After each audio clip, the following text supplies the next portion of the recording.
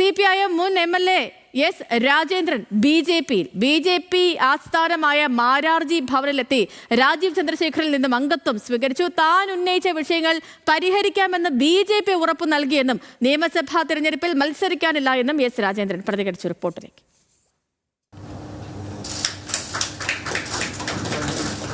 കഴിഞ്ഞ 4 വർഷത്തിലേറെയായി CPIMുമായി അകൽച്ചയിലായിരുന്നു മുൻ MLA എസ് രാജേന്ദ്രൻ.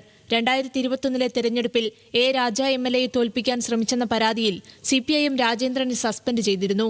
ഇക്കാലമത്രയും CPIMുമായി നിരന്തര കലഹത്തിലായിരുന്നു. പ്രാദേശിക നേതൃത്വവുമായി പല വിഷയങ്ങളിലും കലാപക്കൊടി ഉയർത്തി.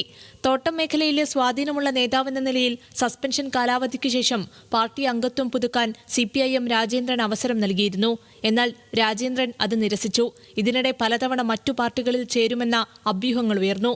ഒടുവിൽ കഴിഞ്ഞ ദിവസം തിരുവനന്തപുരത്തെത്തി BJP സംസ്ഥാന അധ്യക്ഷൻ രാജീവ് ചന്ദ്രശേഖറുമായി കൂടിക്കാഴ്ച നടത്തിയതായും BJP പ്രവേശനം സംബന്ധിച്ച് ചർച്ച നടത്തിയതായും രാജേന്ദ്രൻ പറഞ്ഞിരുന്നു. ഇന്ന് രാവിലെ BJP ആസ്ഥാനത്തെത്തിയ രാജേന്ദ്രൻ BJP അംഗത്വം സ്വീകരിച്ചു. ഉപാധികളില്ലാതെയാണ് BJPയിൽ ചേർന്നതെന്ന് രാജേന്ദ്രൻ പറഞ്ഞു. നിയമസഭാ തെരഞ്ഞെടുപ്പിൽ മത്സരിക്കാൻ ആഗ്രഹമില്ലെന്നും താൻ ഉന്നയിച്ച വിഷയങ്ങൾ പരിഹരിക്കാമെന്ന് ഉറപ്പ് ലഭിച്ചെന്നും രാജേന്ദ്രൻ.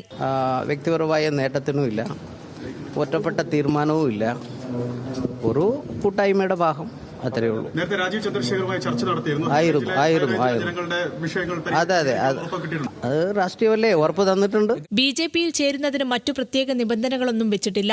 ജില്ലയുടെ പൊതുവായ വികസന കാര്യങ്ങൾ മുൻനിർത്തിയാണ് തീരുമാനമെന്നും രാജേന്ദ്രൻ പറഞ്ഞു. തദ്ദേശ തെരഞ്ഞെടുപ്പിൽ BJP സ്ഥാനാർത്ഥികൾക്കായി രാജേന്ദ്രൻ വോട്ട് അഭ്യർത്ഥിച്ചത് വാർത്തയായിരുന്നു. ഇടമലക്കുടി, ദേവികുളം ഉൾപ്പെടെയുള്ള തോട്ടം മേഖലയിലായിരുന്നു രാജേന്ദ്രൻ വോട്ട് തേടിയിറങ്ങിയത്.